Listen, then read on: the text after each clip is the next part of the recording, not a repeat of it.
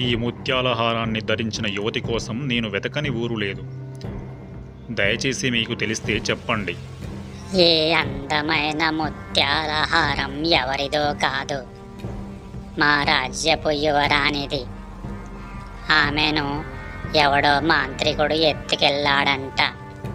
నువ్వు సింహాన్ని చంపిన గొప్ప వీరుడివి.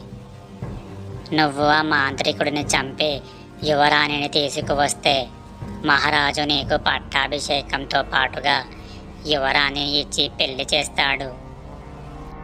అది విన్న విక్రముడు మహారాజును కలవడానికి అంతఃపురానికి వెళతాడు. అప్పుడు మహారాజు విక్రముడితో ఇలా చెబుతాడు. సింహాన్ని చంపిన ఆ వీరుడు నువ్వేనా? ఆ మాంత్రికుడు నా కూతురుని ఎత్తుకుపోయాడు. అప్పటి నుండి మహారాణి మంచాన పడింది.